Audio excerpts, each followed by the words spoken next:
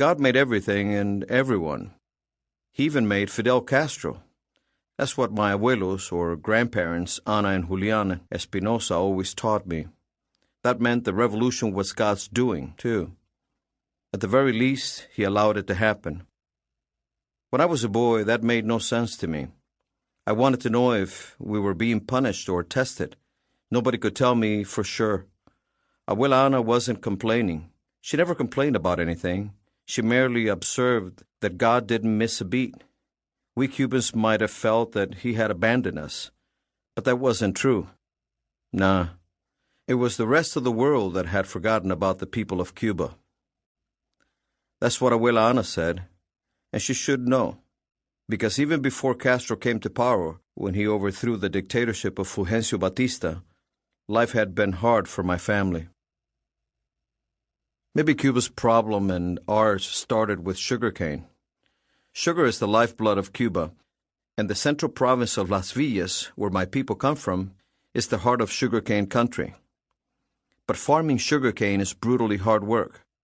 Both of my grandfathers had begun toiling under the Caribbean sun before they hit puberty, hacking at the tough canes with machetes, slapping insects, watching out for snakes, and hoping their exhausted neighbor's aim didn't go awry.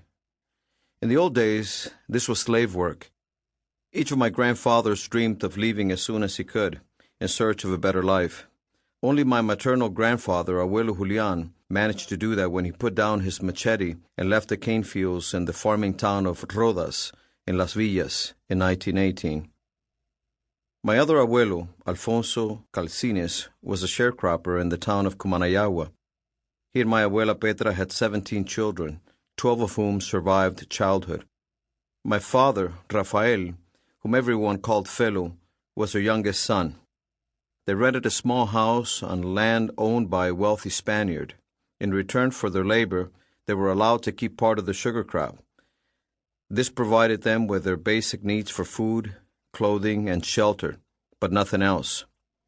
When my father was 8, one of his brothers was killed in a shooting accident, and my grandfather died suddenly of grief, probably either a heart attack or an aneurysm. He left his family nothing but the clothes on his back and a few pieces of furniture. The wealthy Spaniard had no use for the rest of the family, so he told them to get off his land and make sure that they didn't take anything that didn't belong to them. Even the machete was his. Abuela Petra had a brother in the city of Cienfuegos. He offered to take in the family until they could get back on their feet. So one day, Abuela Petra and her remaining children, in addition to the one who was shot, 4 others had died of childhood maladies, walked 30 miles along the dusty roads of rural Cuba until they arrived at their new home. Cienfuegos was called Cacicasco de Jagua in the 18th century when it was founded. Then, Fernandina de Jagua in the 19th century, and finally, Cienfuegos, after a Spanish Capitán General. But its nickname has always been La Perla del Sur, the Pearl of the South. The buildings are well constructed and elegant. Cienfuegos boasts the most geometrically perfect street plan in Cuba, perhaps in all of the Caribbean. It's said that one can shoot an arrow through the heart of the town without ever striking a building. Before Castro came to power, the port bustled with ships sailing under every kind of flag. A majestic Spanish fort, El Castillo de Jagua, still dominates the turquoise waters of the bay. Some members of both the Calcines and Espinosa tribes eventually ended up in the barrio or neighborhood of Glorytown.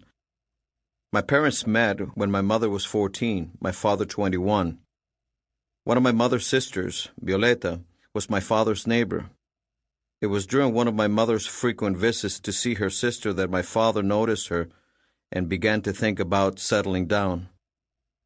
Felo had already been laboring for years on the docks, where he and his brothers had earned reputations as tireless workers. Decent-paying jobs for uneducated, untrained men were scarce, and they got used to defending their positions with the only means of arbitration they had, their fists.